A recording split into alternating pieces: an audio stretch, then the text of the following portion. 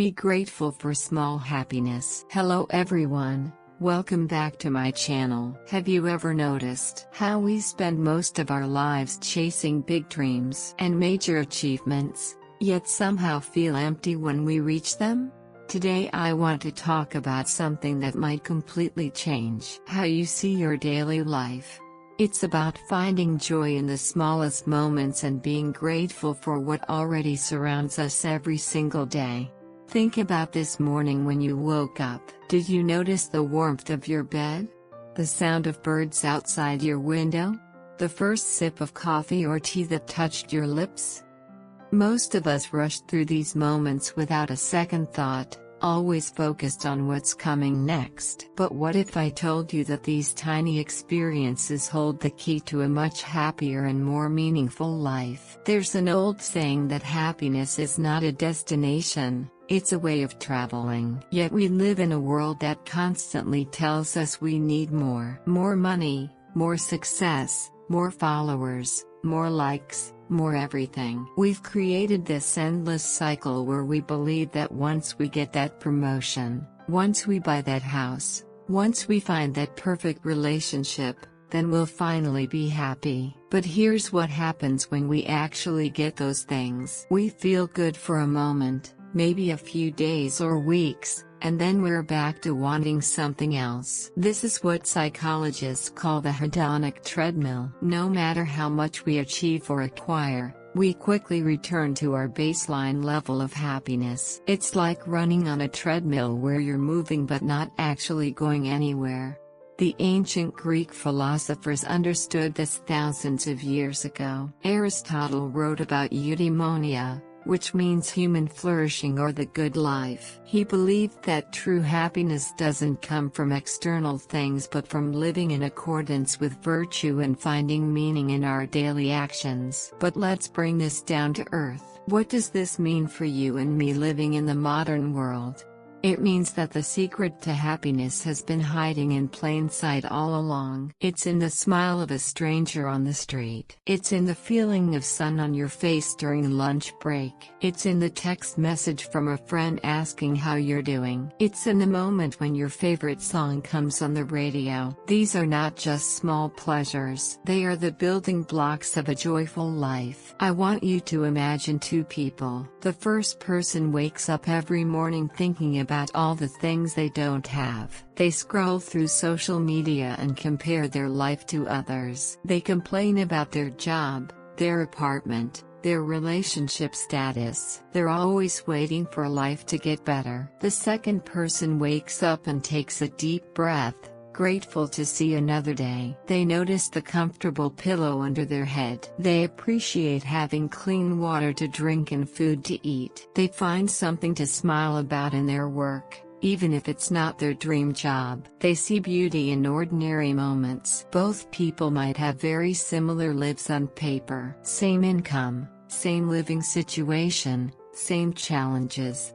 But their experience of life is completely different. The first person is trapped in a prison of their own making, always focused on what's missing. The second person has discovered freedom through gratitude. They understand that happiness is not about having a perfect life. It's about appreciating the imperfect life you already have. This wisdom appears in many different traditions around the world. In Buddhism, there's a concept called mindfulness, which is about paying attention to the present moment without judgment. Buddhist monks spend years learning to find peace and joy in simple activities like walking, eating, or breathing. They understand that every moment contains the possibility for awakening and happiness, but only if we're present enough to notice it. The ancient Chinese philosopher Lao Tzu wrote in the Tao Te Ching that those who are content are rich. He wasn't talking about money. He was talking about a richness of spirit that comes from appreciating what you have rather than always wanting more. This doesn't mean we shouldn't have goals or dreams. It means we shouldn't postpone our happiness until we achieve them. In the Western tradition, The Stoic philosophers like Marcus Aurelius and Epictetus taught similar lessons. They believed that our happiness depends not on external circumstances but on our internal responses to those circumstances. Marcus Aurelius, who was literally the most powerful man in the Roman Empire, wrote in his personal journal that we suffer more in imagination than in reality. He understood that most of our unhappiness comes from our thoughts about our situation, not the situation itself. But you don't need to be a philosopher or a monk to apply these ideas. Let me share some practical ways to start noticing and appreciating the small happiness that already exists in your life. First, try the gratitude practice. Every morning or evening, write down 3 things you're grateful for. But here's the key: make them specific and small. Instead of writing "I'm grateful for my family," write "I'm grateful for the way my sister laughed at my joke today." Or "I'm grateful for the hug my mom gave me before I left the house." The specificity matters because it trains your brain to notice details. When you start looking for specific things to be grateful for, you become more aware of positive moments as they happen. Your brain literally rewires itself to spot good things more easily. This isn't just wishful thinking. Neuroscientists have studied gratitude and found that it changes the structure of our brains, making us more resilient and naturally optimistic. Another practice is the 5 senses meditation. Once a day, stop whatever you're doing and spend 2 minutes noticing what you can experience through each of your senses. What do you see, hear, smell, taste, and feel right now? This simple exercise pulls you out of your thoughts and into the present moment, where small joys are always available. You might see sunlight creating patterns on the wall. You might hear the distant sound of children playing. You might smell coffee brewing or flowers blooming. You might taste the lingering sweetness from something you ate earlier. You might feel the softness of your clothes or the solid ground beneath your feet. These sensory experiences are free gifts that life offers us every moment, but we miss them when we're lost in our thoughts about the past or future. Here's something interesting about small pleasures. They're actually more reliable sources of happiness than big achievements. Think about the last major success you had. Maybe you got a promotion or graduated from school or reached some important milestone. How long did that feeling of accomplishment last? Probably not as long as you expected. Now think about simple pleasures like enjoying a good meal with friends or laughing at a funny movie or taking a hot shower after a long day. These experiences might seem less significant, but they can be repeated again and again. This is why the Danish concept of hygge has become so popular around the world. Hygge is about creating cozy, comfortable moments of contentment. It's lighting candles during dinner, reading a book under a soft blanket, having meaningful conversations with people you care about. It's not about having expensive things or impressive experiences. It's about cultivating an atmosphere of warmth and connection in ordinary moments. The Japanese have a similar concept called ikigai, which means reason for being or life's purpose. But ikigai isn't necessarily about finding one grand mission. It can be found in small daily rituals and simple pleasures. The traditional Japanese breakfast, the careful arrangement of flowers, the respectful bow to a neighbor. These might seem like tiny things, but they create a sense of meaning and belonging that many people spend their whole lives searching for. One of the most beautiful examples of finding joy in small things comes from Viktor Frankl, a psychiatrist who survived the Nazi concentration camps. In his book Man's Search for Meaning, he wrote about how even in the most horrific circumstances, people could find moments of beauty and meaning. He described watching a sunset through the barred windows of the camp and feeling a sense of awe that no one could take away from him. He realized that while we cannot always control what happens to us, we can always choose our response. If someone facing such extreme hardship could find beauty and meaning in a sunset, What does that say about our ability to find joy in our everyday lives? We have access to countless small pleasures that Frankel could only dream of, yet we often overlook them completely. Let's talk about why this happens. Why do we have such a hard time noticing good things that are right in front of us? Part of it is evolutionary. Our brains are wired to notice problems and threats because that helped our ancestors survive. This is called the negativity bias. We naturally pay more attention to what's wrong, dangerous, or missing than to what's right, safe, or present. In modern life, this means we're constantly scanning for problems. We notice the one negative comment among 10 positive ones. We focus on the traffic jam instead of the fact that we have a car to drive. We worry about the work we have to do tomorrow instead of enjoying the free time we have tonight. This isn't a character flaw. It's just how human brains work. But once we understand this tendency, we can consciously work to balance it. Another reason we miss small joys is that we've been conditioned to believe they don't matter. Our culture celebrates big achievements and dramatic moments. Movies and social media show us highlight reels of exciting experiences. We start to believe that if something isn't Instagram-worthy or story-worthy,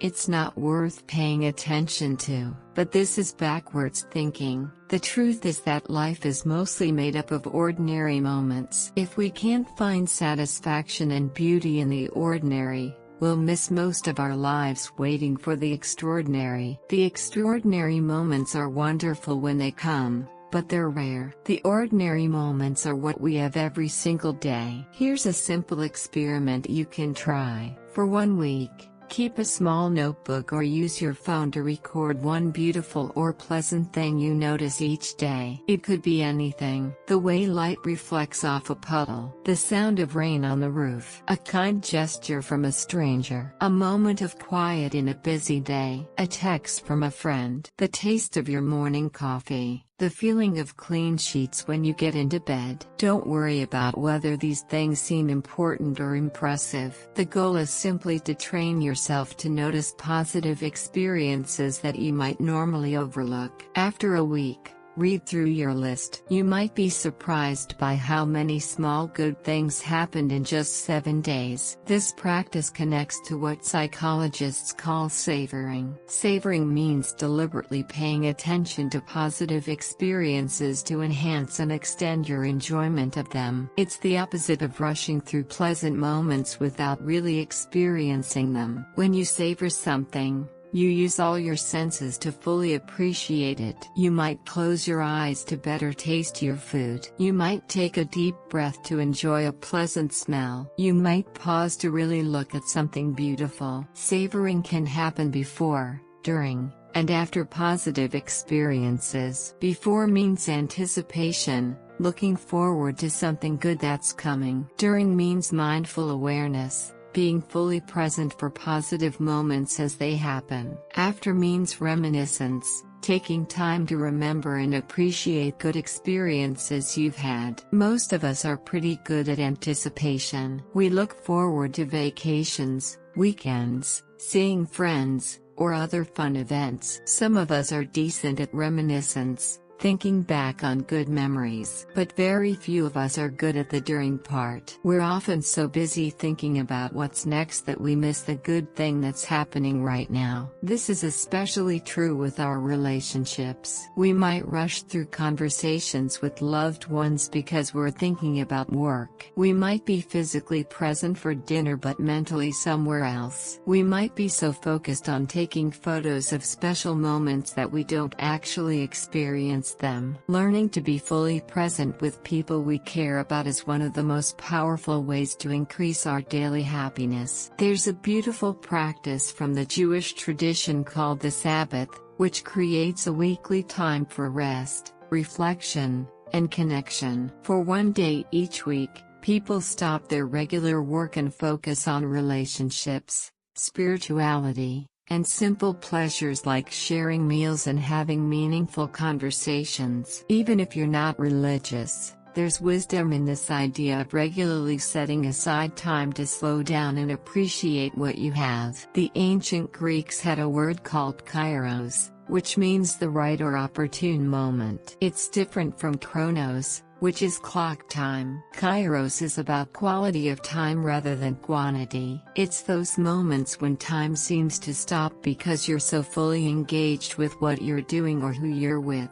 These kairos moments often involve small, simple experiences. A deep conversation with a friend, getting completely absorbed in a book or creative project, watching a child play, sitting quietly in nature. We can't force kairos moments, but we can create conditions that make them more likely. This usually means slowing down, putting away distractions, and opening ourselves to whatever is happening in the present moment. It means choosing presence over productivity sometimes. Let me share a story that illustrates this beautifully. There was once a businessman who was visiting a small fishing village. He saw a fisherman sitting by the dock with his catch for the day. The businessman asked why the fisherman wasn't out catching more fish. The fisherman said he had caught enough to feed his family and had some extra to sell. But what do you do with the rest of your time? The businessman asked. I sleep late, play with my children, take walks with my wife, and spend evenings with friends playing music and sharing stories, the fisherman replied. The businessman got excited. You should catch more fish so you can buy a bigger boat. Then you could catch even more fish and buy multiple boats. Eventually, you could own a fishing fleet and become very wealthy. Then what?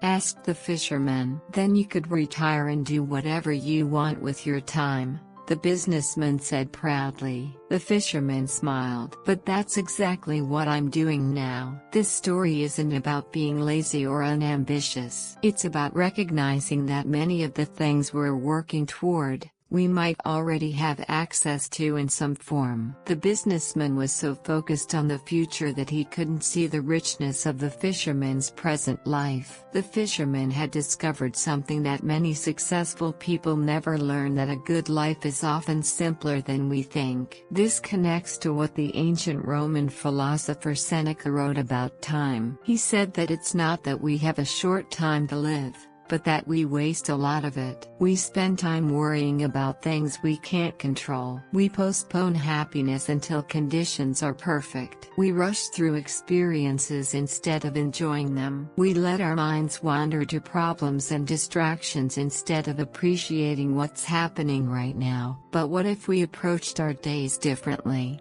What if we woke up each morning thinking, what can I appreciate today? Instead of what do I have to get through today? What if we looked for reasons to smile instead of reasons to complain? What if we treated ordinary moments as gifts instead of obstacles to get past? This shift in perspective doesn't require any external changes. You don't need more money, more time, or different circumstances. You just need to start noticing what's already there. The roof over your head, the food in your refrigerator, the ability to walk, see, hear, and think. The people who care about you. The fact that you woke up today with possibilities ahead of you. Even difficult experiences can contain small moments of grace if we're open to seeing them. Maybe you're stuck in traffic, but you have a few extra minutes to listen to music you enjoy. Maybe you're dealing with a challenging situation at work, but a colleague offers support. Maybe you're going through a hard time, but you notice that you're stronger than you thought you were. This isn't about pretending that problems don't exist or being positive all the time. It's about developing the ability to hold both the difficulties and the small joys simultaneously. Life is complex. We can acknowledge what's hard while also appreciating what's good. The Sufi poet Rumi wrote about this beautifully. He said that we are not just drops in the ocean, but that the entire ocean is in each drop. This means that every moment, no matter how ordinary it seems, contains infinite possibility for wonder and gratitude. Every conversation has the potential for connection. Every meal has the potential for nourishment and pleasure. Every walk has the potential for beauty and discovery. But we have to choose to see it. Gratitude is not a feeling that just happens to us. It's a practice we cultivate. It's a way of training our attention to notice good things that are always available but often overlooked. Here's another practical exercise. For the next few days, try to catch yourself whenever you're rushing or feeling impatient. Maybe you're waiting in line at the store. Maybe you're stuck at a red light. Maybe you're waiting for your computer to load. Instead of seeing these moments as interruptions or wastes of time, try to use them as opportunities for mini gratitude breaks. Look around and find one thing you can appreciate. Maybe it's the smile of the person in front of you in line. Maybe it's the music playing in the background. Maybe it's the fact that you live in a time and place where stores and cars and computers exist. Maybe it's simply the fact that you have a few moments to breathe and be present. These tiny shifts in attention might seem insignificant, but they add up over time. Each moment of appreciation is like making a small deposit in your happiness account. At the end of the day,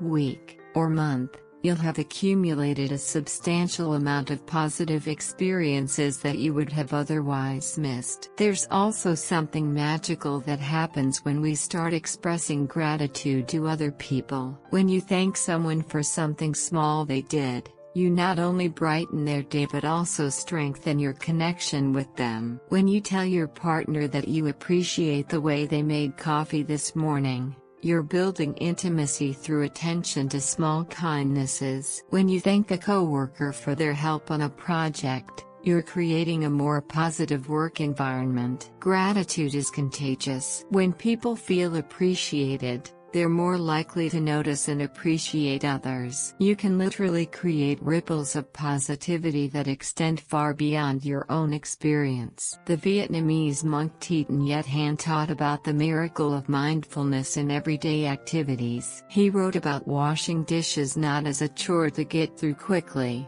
but as an opportunity to practice presence and gratitude. When washing dishes mindfully, you can appreciate the warm water on your hands, the fact that you have dishes because you have food to eat, the satisfaction of creating cleanliness and order. This approach can transform any routine activity into a moment of peace and appreciation. Brushing your teeth becomes a moment to be grateful for your health. Walking to the bus stop becomes a chance to notice your surroundings and feel your body moving. Cooking dinner becomes an opportunity to nourish yourself and perhaps others you care about. The key is remembering that every moment offers a choice. You can approach it with resentment, thinking about how you'd rather be doing something else. Or you can approach it with curiosity and openness, looking for what there is to appreciate or enjoy about this particular experience. Let's talk about seasons and how they can teach us about the beauty of change and the importance of appreciating what's temporary. Each season offers its own small pleasures. Spring brings the excitement of new growth and longer days. Summer offers warmth,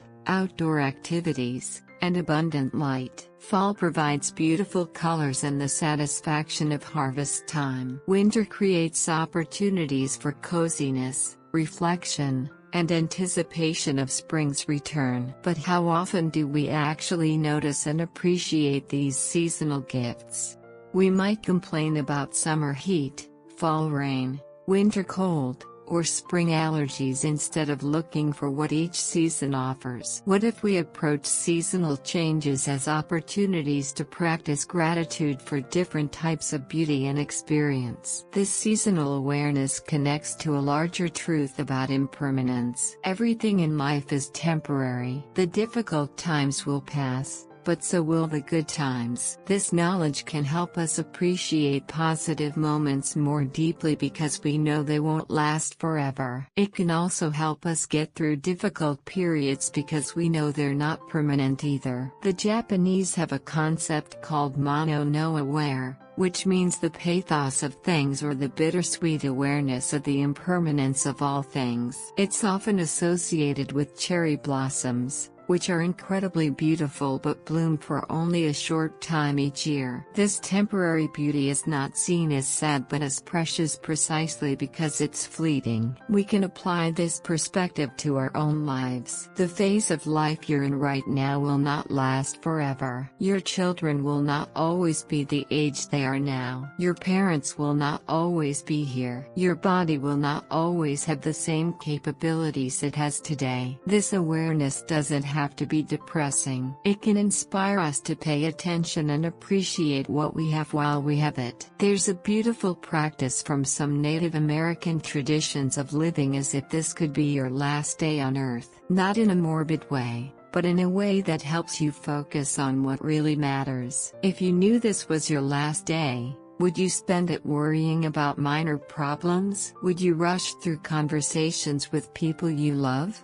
Would you miss the sunset because you were too busy checking your phone? This perspective can help us prioritize small moments of connection and beauty over things that don't actually matter very much in the long run. It can help us say I love you more often, hug more freely, and notice more carefully. I want to share one more practice that has helped many people develop greater appreciation for their daily lives. It's called the gratitude visit. Think of someone who has made a positive difference in your life but whom you've never properly thanked. Write them a letter describing specifically how they had helped you and what that meant to you. Then, if possible, visit them and read the letter aloud. This practice is powerful for both the giver and receiver. Many people report that it's one of the most meaningful experiences they've ever had. But you don't have to wait for a special occasion or limit it to one person. You can make gratitude expression a regular part of your life by sending thank you notes, making appreciative phone calls, or simply telling people in person how much they mean to you. The beautiful thing about gratitude is that it multiplies when it's shared. When you express appreciation to someone,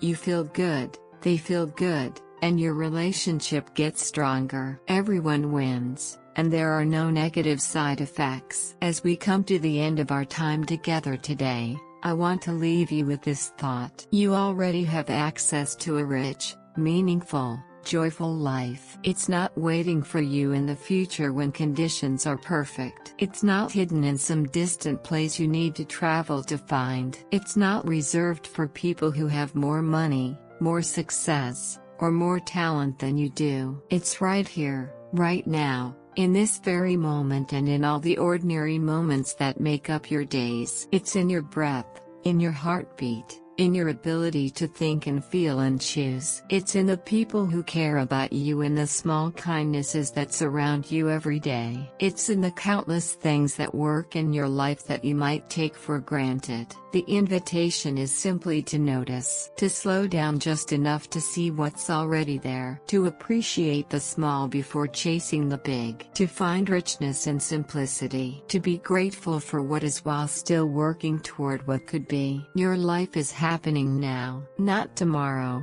not next week, not when you achieve your next goal. Now.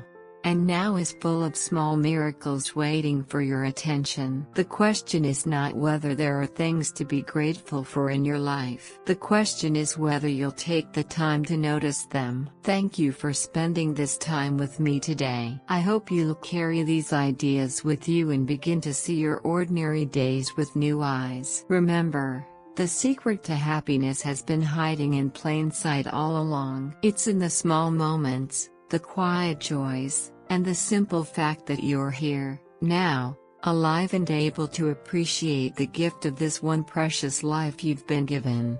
I'll see you in the next video.